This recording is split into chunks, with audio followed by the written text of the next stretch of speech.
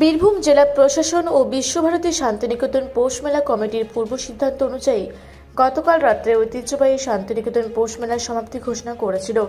তারই পরিপ্রেক্ষিতে আজ সকাল ৯টা নাগাদ স্থানীয় প্রশাসনকে সঙ্গে নিয়ে শান্তিনিকেতন পৌষ মেলা প্রাঙ্গণ পরিষ্কার পরিচ্ছন্ন করার কাজ শুরু হলো।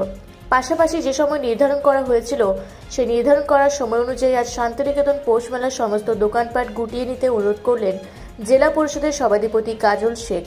পাশাপাশি শান্তিনিকেতন পৌষ মেলার যে সমস্ত দোকানপাট রয়েছে অবিলম্বে সেগুলো যদি বন্ধ না হয় তাহলে ব্ল্যাক লিস্ট করা হবে আগামী বছর শান্তিনিকেতন পৌষ মেলাতে।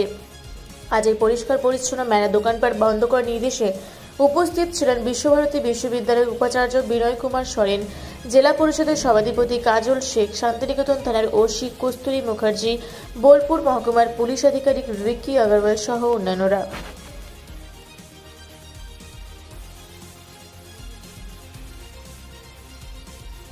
রাতে 12টা পর্যন্ত মেলা কিন্তু পুরো বন্ধ হয়ে যাবে।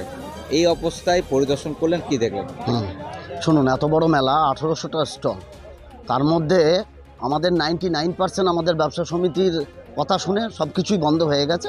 দু একটি যেটা সেটা গৌণ ব্যাপার, ওটাও আস্তে আস্তে 10টার মধ্যে তারা মালপত্র তুলে নিয়ে গাড়ি করে বেরিয়ে যাবে। দুটো দোকান খোলা দেখা গেল আপনাদের ইয়েতে? না, খোলা মানে তারা বিক্রি করছে তা নয়, কারণ অলরেডি বাইরের পর্যটক বন্ধ করে দেওয়া হয়েছে। সমস্ত গেট মানে বাইরের পর্যটক বন্ধ, তারা মালটা গোছাচ্ছেন, গুছিয়ে নিয়ে তারা বেরিয়ে যাবে। এরকম দু একটা ইনসিডেন্ট নিয়ে এত 1800টা স্টলের তুলনা করে।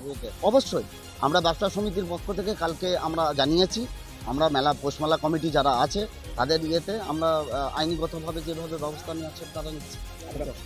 আমিনুল হুদা, ব্যবসা সমিতির পর্যন্ত টাইম ছিল শান্তিনিকেতন পৌষ মেলা, ঘোষণা হয়ে গেছিল কালকে 12টার মধ্যে বন্ধ করতে হবে। এখন সকালে বেরিয়ে কি দেখলেন বা কি পরিবেশ? আমরা সেটাই দেখছি কতখানি বন্ধ হয়েছে, কিন্তু এখানে যেটা আমরা দেখতে পাচ্ছি যে ব্যবসাদাররা সম্পূর্ণভাবে আমাদের সহযোগিতা করছে।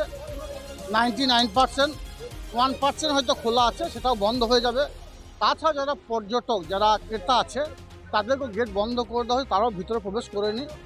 এবার দোকানদারদের যেসব তারা পোশাক সাজিয়েছে, মালপত্র সাজিয়েছে, সেগুলো গোটানোর সময় দিতে হবে, সেই সময়টুকু দিচ্ছি। এবং তাদেরকে আমরা সকলে মিলিতভাবে সংঘবদ্ধভাবে, যা সে পুলিশ প্রশাসন আছে, আমাদের বিশ্বভারতী কর্তৃপক্ষ আছে, আমাদের পৌরসভার পক্ষ থেকেও লোক এখানে এসেছে, এবং ব্যবসা সমিতি আছে, সকলে মিলিতভাবে ট্রাস্ট আছে, সকলে মিলিতভাবে সংঘবদ্ধভাবে আমরা দোকানদারদের পাশে গিয়ে রিকোয়েস্ট করছি যেন দ্রুত সম্ভব ওগুলো গুছিয়ে নেওয়ার জন্য। এবং আমার মনে হয় আজকের মধ্যে কমপ্লিট হয়ে যাবে। যদি কোনো দোকান খোলা থাকে তাহলে সেটাকে ব্ল্যাক লিস্ট করা হবে।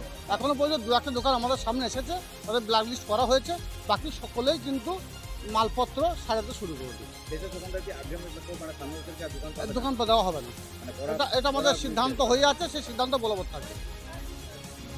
বোলপুর থেকে ইকবাল হোসেনের রিপোর্ট, রূপসী বাংলা মিডিয়া।